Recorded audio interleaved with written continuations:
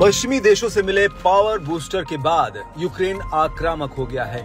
इससे बौखलाए रूस को अब उसके दोस्त नॉर्थ कोरिया ने खुले समर्थन का ऐलान कर दिया है। अब तक जेलेंस्की जिस बात का अंदेशा जताते हुए डरे हुए थे, अब वो सच साबित हो रहा है। जी हाँ, नॉर्थ कोरिया के तानाशाह किम जोंग ने ऐलान किया है कि वो यूक्रेन के खिलाफ अपने हथियार ही नहीं बल्कि अपने सैनिकों को भेज रहे हैं। इस युद्ध में हुए एक नए खिलाड़ी की एंट्री के बाद से यूक्रेन और अमेरिका दोनों ही काफी चिंतित हैं। यही वजह है कि किम को रोकने के लिए अमेरिका को अब चीन के सामने गुहार लगानी पड़ रही है। यहाँ ये कहना गलत नहीं होगा कि उत्तर कोरिया से अपनी दोस्ती को मजबूत करने के लिए रूस पूरी ताकत से लगा है।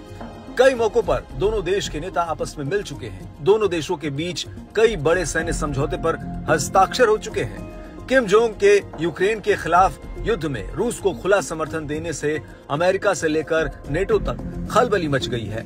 उत्तर कोरिया पर इससे पहले अपने 10,000 सैनिकों को रूस के समर्थन में युद्ध लड़ने के लिए यूक्रेन भेजने का आरोप था। साथ ही रूस को हथियार सप्लाई करने का भी आरोप है। बता दें कि रूस के रक्षा मंत्री इन दिनों उत्तर कोरिया में ही हैं। किम जोंग ने रूस के रक्षा प्रमुख से मुलाकात के दौरान कहा कि उनका देश यूक्रेन में जारी युद्ध में रूस का हमेशा समर्थन करेगा। उत्तर कोरिया की आधिकारिक समाचार agency Korean central news agency यानी कि KCNA ने 30 नवंबर को इस बैठक की जानकारी शेयर की। रूसी सैन्य प्रतिनिधिमंडल, जिसका नेतृत्व रक्षा मंत्री आंद्रेई बेलोसोव कर रहे थे, शुक्रवार को उत्तर कोरिया पहुंचे। ये यात्रा ऐसे समय में हुई है जब दोनों देशों के बीच सैन्य सहयोग को लेकर अंतर्राष्ट्रीय स्तर पर चिंता बढ़ रही है। वहीं एक रिपोर्ट में यह भी दावा किया गया कि नॉर्थ कोरियाई सैनिकों के जंग में शामिल होने से रूस को यूक्रेनी इलाकों पर तेजी से कब्जा करने में कामयाबी मिली है। यही वजह है कि अब अमेरिका नॉर्थ कोरिया को रोकने के लिए चीन से गुहार लगा रहा है।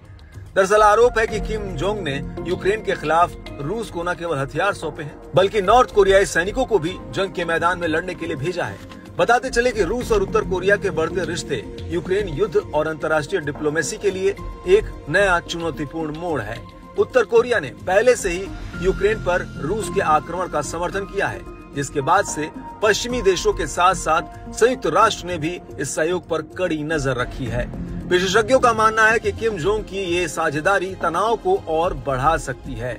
वहीं अमेरिका का कहना है कि 8,000 उत्तर कोरियाई सैनिक यूक्रेन की सीमा के पास रूस में हैं और आने वाले दिनों में यूक्रेनी सैनिकों के खिलाफ क्रेमलिन की लड़ाई में मदद करने की तैयारी कर रहे हैं। हालांकि चीन ने अभी तक इस कदम पर सार्वजनिक रूप से कोई टिप्पणी नहीं की है।